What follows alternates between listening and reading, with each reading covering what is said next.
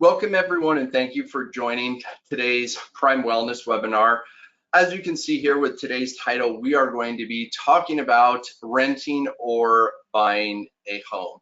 And I think that over the last couple of years, really, and especially in 2024, this has been a very hot topic for a lot of demographics, whether you're young and just now starting out and thinking about weighing the options of renting versus buying, all the way to those that may be mid-career or transitioning into retirement. There's always this question of what really makes the most sense. And so throughout the day today, what we'd like to do is just give you some helpful tips that will help you to be able to kind of navigate that decision a little bit better. We'll be able to share some different questions that you should be asking yourselves as well. And hopefully you can get to a point where you're able to confidently move forward with the decision to either rent or to buy. My name is Kyle Bingham, and I'm the Managing Director for our Financial Wellness Program. Joining me today is one of our education consultants, Kenji Noguchi. He is based out of Denver, Colorado. And here are these main questions that we want to try to hit on today. As we kick things off, we're going to look at the actual cost, more specifically the monthly cost that exists between buying versus renting, okay? Then we're going to move into talking a little bit about break-even point. What does that mean? How does it work? And how do we interpret that when we're making that buy versus rent decision? We're going to talk about lifestyle factors. And as your lifestyle changes, and as those factors start to change, so does that decision to buy versus rent. We'll talk a little bit about location and how that's going to impact your decision. And then lastly, we'll also talk a little bit about the housing market and also economic conditions as well, and what we need to, if nothing else, pay attention to when working through this process of making a final decision.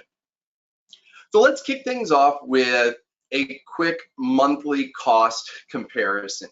So the median asking rent in the 50 largest metros for July 2024 was $1,741. And then when you look at the average cost to buy a starter home, again, amongst these same 50 largest metro areas, that comes in at $2,808. And when you're looking at the median price of a starter home, it's actually coming in at just under $440,000. And again, depending upon where you're located in the United States, that might seem high, which again could be very correct, but this is an important point and kind of factor we're going to work through today, because location does have a lot to do with purchase price and the decision you'll be making when you're comparing the option of actually making a mortgage payment every month versus making a rent payment. So right off the bat, when you look at this comparison, if you're renting a starter home, it's going to continue to be more affordable. And on average, you're going to be able to save roughly about $1,000 per month.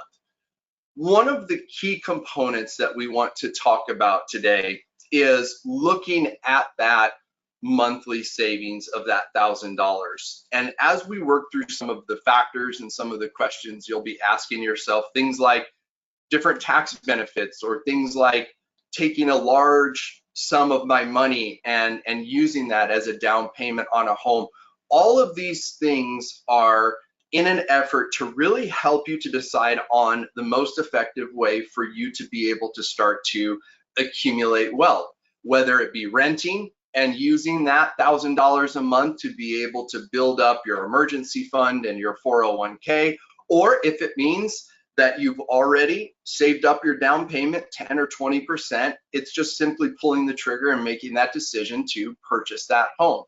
One of the other terms that comes up quite a bit that I'd like to share here to you, most of you have probably heard the term house poor. And this term basically represents a situation where a person has taken on essentially too high of a monthly mortgage payment, okay? There are a couple of different ways that you can approach this, but the general guideline says that no more than 30% of your gross monthly income, household income, should be going towards that housing payment. And as you do approach that 30% or even go beyond that 30%, that's really going to start to impact your overall cash flow. Now, when you're looking at this same example, and as we're looking on this slide, we're going to look at it from the perspective that you're in a position where you can rent a home right now. We're also going to approach it from a position where you've also gotten pre-approval. And so we already know that you're at a point where you would be able to purchase that home. So that kind of sets the stage for where we want to start today. Kenji, I'm gonna have you come on for just a moment. Are there any other things you'd like to add here as we start, as we're kind of diving into the numbers and comparing the cost of buying versus renting? Sure. And, thank you, Kyle. Thanks for everyone for being here. I think it's common for a lot of us. It's the American dream when we think about it, right? It's, hey, we got to buy a home. And I think that's been drilled into us over time of, you got to buy a home, you got to be a homeowner. And, I think we both agree that there's good benefits of being a homeowner, but at the same time, I want to play devil's advocate, if you would, and just, recognize that there is advantages to renting here too. Obviously just by the numbers, we save a lot of money by renting. We're not tied, we're not married to that real estate, or especially if you're younger and, maybe things are different in your life, you have that flexibility. And I really think that's going to be my argument here for a lot of folks is, maybe there's means to do it. Is it the best decision for you where you are in your life? It depends. And I guess what I mean by that is a lot of folks might say, hey, we got to buy a home. And majority of the people that we talk to across the nation, what do they tap into first? Well, it's, as Kyle said, maybe it's their 401ks, maybe it's their emergency fund. And when they do that, they might leave themselves on the hook of being house poor, where one thing happens and it's a domino effect where now they can't afford to make these mortgages. So, I think people have that stigma of you're throwing away money if you're just renting, you're not actually building a benefit as if you're putting equity towards a home. Well, we'll certainly make that argument where you're not. You have that flexibility, you have that extra money. In this example, maybe an extra $1,000. So now you can say, hey, let me really ensure my emergency fund is at those thresholds I want. Maybe my Roth IRA on the side, am I max funding that? Or maybe if I can go back to my 401k and still maximize those savings and get tax deductions in the same breath too. So again, right, there's pros and cons to both sides, but let's keep in mind that renting, it's not only, hey, we're just renting and, we're continuing on living our life, but there are advantages to doing so too. What we want you to think about is how are you then maximizing those savings if you are going to be renting? Are you deploying that money or not? Exactly. I think those are some great points that you have there, Kenji, and we are trying to always take an objective approach with this, and we do have the stance that just because you're renting, that doesn't mean that you're necessarily throwing away your money. You're buying yourself time, or you're prioritizing other financial goals that you have for yourself before putting yourself in a position to be able to purchase real estate. And that's really our goal for today, is to kind of help you to feel comfortable with whatever that decision might be. And it's not a wrong decision, that if you're answering these questions for yourself and your situation, it is ultimately going to provide you with the most benefit and help you just to feel confident as you move forward with things. Moving on to another question or another topic that I'd like to walk you through is a break-even point. And let me walk you through the scenario, and then I want to point out a couple of key points that you want to be considering, especially if you're at that point now where you're running the numbers on a couple of different homes that you may be interested in purchasing, and maybe you've also gotten a couple quotes and you have some what a lease might look like and what your monthly payments if you were to rent your home. So in this scenario, we're just using a simple example of, let's say $250,000 is going to get you a small starter home, a condo of some sort. You're going to put 10% down, and your monthly mortgage payment would come out to somewhere around $1,200. Now, that's a little bit low with where interest rates are currently, but we'll elaborate a little bit more on that in just a second. Now, one of the other points that is important to consider when you're walking through this decision-making process is there are other costs associated with home ownership, things like taxes, insurance, also maintenance. And depending upon whether you're buying a brand new home or maybe a home that was built 10, 20, 30, maybe 40 years ago, some of those maintenance requirements may be high and higher than average. So total, right now, in this example, we have a mortgage payment, let's say, of about $1,500. And to rent a similar property, let's say that's going to cost you about $1,100. Each month, by going with the rental option, you are saving $400. And then when you break that down annually, take the $400, multiply it by 12, you've got about $4,800 in rental savings, if you will. Now we get into this concept of break-even point. So to find your break-even point, you need to find what your upfront buying costs are going to be. And again, in this example, we're just using the down payment. So let's say that down payment, again, $25,000. The break-even point is going to be about 5 years, $25,000 divided by $4,800 per year.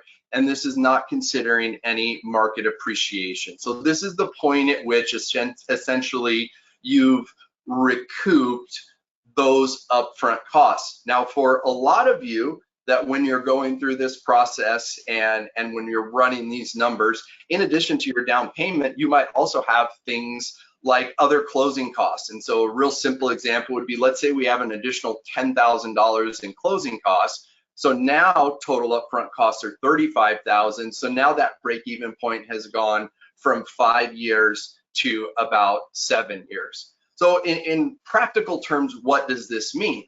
Well, generally speaking, if we're experiencing normal market conditions and we don't see abnormal increases or decreases in property values, if you want to be in a strong financial position where you've recouped those upfront costs and in fact have actually started to build additional equity, it's that you have to have a timeline, in this example of say 5 to 7 years, where you would want to stay at that property.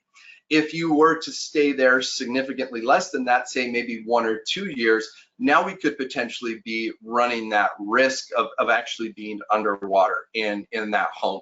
And each one of these different variables is a dial, if you will, and you can move these numbers around and you can change these numbers around, but a break-even point's a really good focal point to get you to see what your goals should look like when you're purchasing that home and how long you might want to stay within that property. And again, we're going to move into some lifestyle factors as well that will help with that decision. But before so, Kenji, anything else to add here about break-even points that might be helpful for the folks tuning in? You know, to me, I think the overarching message I gather from this is, you know, our time horizons matter. You know, we are certainly in a unique point right now in our economic condition, interest rates high, home prices are through the roof. So, you know, obviously this math here, it looks pretty sexy when I see a home for $250K. But the reality is, you know, as you said, there's some of those hidden costs out there, even HOAs, maybe another one that we might throw in. Things aren't cheap. They really aren't here. So I guess the message is, you know, granted, this is a quick way to look at what's that break-even point, how much am I actually building equity towards these costs, but really the time horizon is what I think strikes me the most of, you know, the reality is if you buy a home, you're marrying that real estate, and you got to be honest with yourself. If, you know, you are going to be there, you know, maybe it's not exact science, but hey, you have to expect I might be there 5 to 7 years, again, depending on how much you might put down as a down payment, what kind of rate you get, and heck, what even that cost of the home is here. So again, the break-even points, I guess our message here is be aware, have your head on the swivel, and ensure that, you know, maybe even if you can't afford to buy a home, or, you know, this break-even point, this timeline doesn't align with you, well, maybe that's a consideration to think, hey, I should go back and maybe rent too. Exactly. I totally agree with that. And so moving on from the idea of break-even point, now we're going to move into lifestyle factors. So like I said at the beginning of our webinar today, we're all in different positions in our lives, like our life cycles, our careers, potential families, married, single, and this is an important part of this same decision of buying versus renting, which is looking at what your lifestyle factors are telling you what might be the best approach for you. And so Kenji, do you want to walk through a couple of these main lifestyle factors to help folks to kind of see some of the questions that they should be asking themselves as they're looking at this decision? Definitely, and it's almost like a checklist for some people that are interested in buying a home here, where the first thing is, what's my flexibility look like? And really that goes back to that break even. What's the timeline look like? And, generally the argument for renting is, hey, you're buying yourself flexibility to decide that. Whereas if you're buying it, again, you have timelines, you have costs that are typically fixed, but a lot of those substantial variable costs. So I think you have to ask yourself, what is my job security like? Do I foresee myself staying here in this area? Am I going to move frequently? Or if I have to travel for work? Those are going to be kind of the starting points. Maybe even asking yourself about your family status or relationship status, right? Where are you at with that? Are you planning on getting married soon? Do you plan to have kids? All those different things matter, certainly, and you have to be honest with yourself of where you're at that time. One other thing to consider is that maintenance and the responsibility. I think all of us say, hey, we're a handyman. We can go out there and we can get this done ourselves. But I think a lot of us fall into that trap of it and say, hey, I just actually don't know how to do this stuff. And are you going to be willing to maintain and upkeep some of that burden that you might have of being a homeowner? Whether it's changing your HVAC or, if you're mowing your lawn, even if it's easy as that, all these different things matter, especially if you have an HOA on your back too. But ultimately, it's personalized to you. I guess where we're going with this, it's not an either or that you have to decide. I think you have to really be honest of where am I at in my life? Does this make sense for my unique scenario? And then maybe, if it does make sense according to your goals, well, hey, maybe we should move forward and buy a home if we do want to settle down and have a family and really be close to better schools or out of the city, whatever it may be. So a lot of these factors you have to consider. Again, what's my credit score? Is my job going to be stable? Do I foresee any changes of how much I might be making? And then again, of that location, the sizzle factor of your location, it certainly does matter.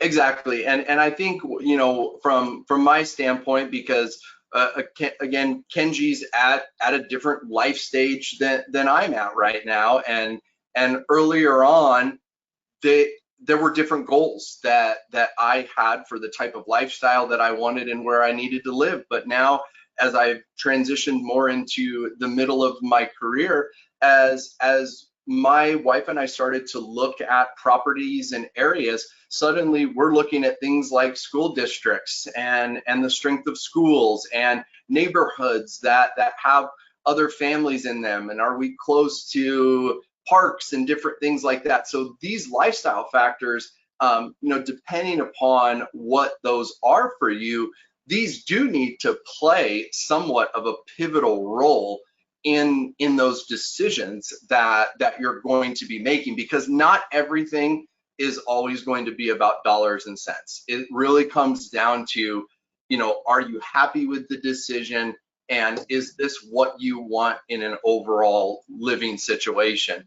There was one other comment too that I wanted to make, and then we'll move into some different questions that will help all of you to be able to work through this process. A really important point to make all of this work, it always comes back to the idea of being disciplined, because I joke sometimes with folks when you're looking at that rent versus buy decision, and that renting may look really attractive, right? It's that you got an extra $1,000 a month.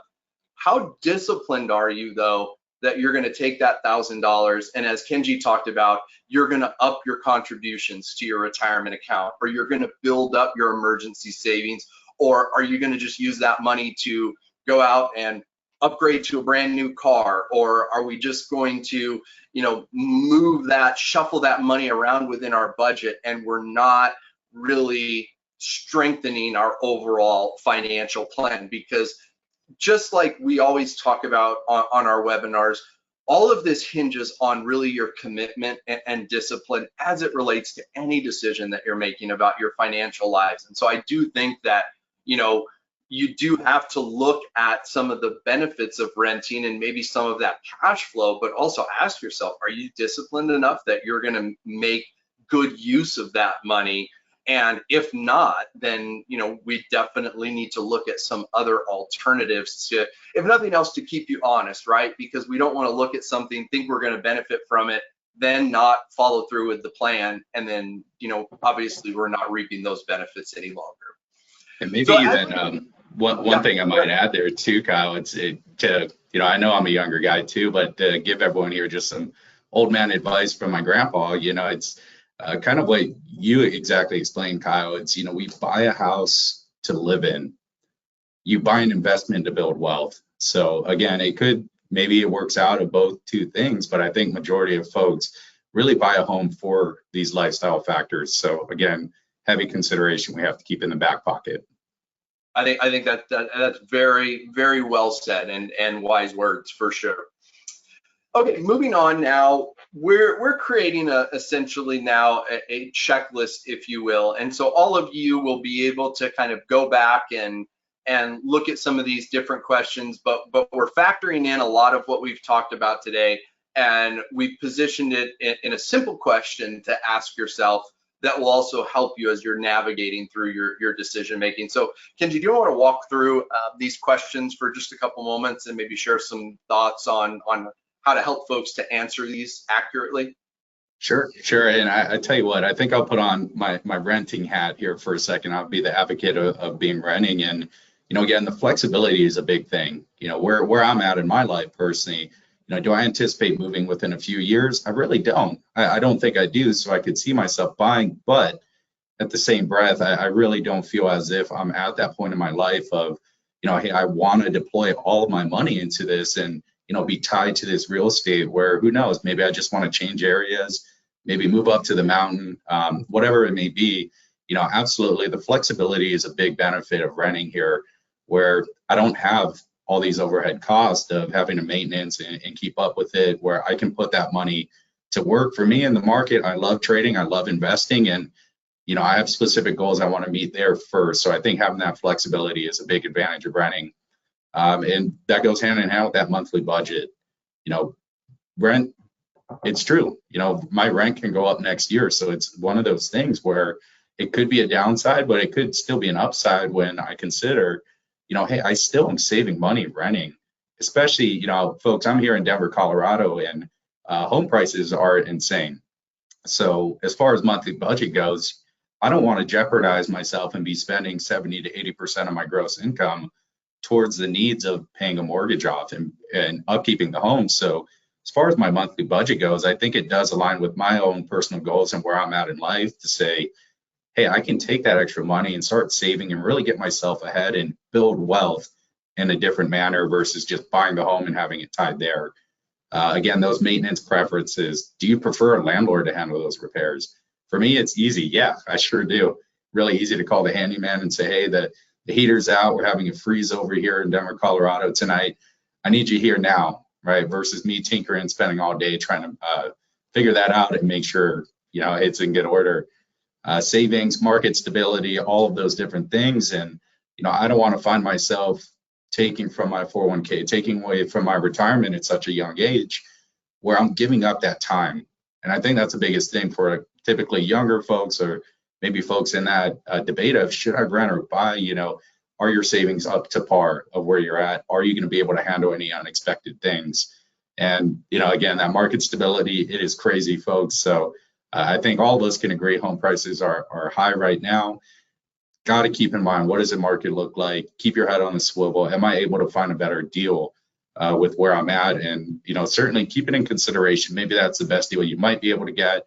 I think with high interest rates, typically there comes a point where maybe things stabilize. And, you know, if you spend the time renting and building your buckets up and really maximizing your finances, I think what I think of is, you know, maybe you get lucky where, you know, if everyone has heard that saying of luck is the crossing of preparation and opportunity here. So that's how I take my stance, as far as when I think about renting. I'd rather be prepared and build my finances to that point when it really does make sense for my scenario. Yeah, thank you, Kenji, for that. That's great. And let me come on here for just a moment now, and I'll put my buying hat on. That having gone through that process a couple of times, over the last 15 or 20 years, I want to just give you a few additional thoughts as you work through this checklist. We talked about it today with break-even point and such. It is a longer-term commitment, generally speaking, when you're looking at purchasing a home. So ask yourself, are you in a position in your career? Are you in a position in your family life where you could comfortably stay in a home for an extended period of time of 5 to 7 years, maybe 10 years or more? That is always going to be kind of one of those first questions. And Kenji talked about your time horizon based upon where you're at in your life. And so really that commitment level is important. We also talked about upfront costs today too. Do you have that money to be able to put that down payment on? Maybe for some of you, you need to rent now, and what we really need to do is set a goal of building up that down payment money and getting to a point where now you've accumulated that down payment and are ready to take that next step. But when we look at down payments, and if we're starting to pull that from emergency funds or other investment accounts or retirement accounts, now we're starting to jeopardize not only this decision with buying a home and maybe becoming too house poor, but we also could be impacting our longer term financial and retirement goals. There's going to be more ongoing expenses when you buy a home. That's the reality. Everything from HOA fees to property taxes to insurance and everything else that goes in with managing a home. Market conditions is another important one, because we've hit on it a couple of times today, but with interest rates being higher and prices being where they're at right now, although maybe they have flattened or stabilized somewhat because of those higher interest rates, that environment does create potentially a longer time horizon for us, or a longer period of time before we can break even. So you have to be mindful of that. And then those equity goals, right? Are you in a position where you're ready to start building equity, where you have set your sights on that? And in addition to that goal of building equity, we're still checking the boxes on those other things like saving for retirement and any other financial goals that you've set for yourselves. And so as we close things out here for just a moment, we are here to help with this process. And I know a lot of you have and continue to reach out to us to take advantage of sitting down with one of our education consultants, but let's just have a conversation. I know that many of you, you're spread out all across the United States, and so your real estate market might look different from mine or from Kenji. So we're happy just to run some numbers for you and help you navigate through this decision a little bit. And so you can scan that QR code right there with your phone, open up the camera app there, and you can go that route. Other than that, folks, we will be sending an follow-up email. You will have access to a recorded version of this presentation, so be on the lookout for that in usually the next 24 to 48 hours. And lastly, just wanted to remind you about our November Prime Wellness webinar. If you notice, it's going to be a little bit earlier in the month just due to some of the holidays. And so we're going to be talking about the link between mental health and your money. This is another great topic, and one that I encourage all of you to be sure to take advantage of. And folks, I just wanted to, again, thank you all for taking a little bit of time out of your day to be here. We look forward to working with many of you. Don't be a stranger. Feel free to reach out, and we'll be more than happy to help you with this decision of renting versus buying your home. And with that, have a wonderful rest of your day. Thanks, everyone.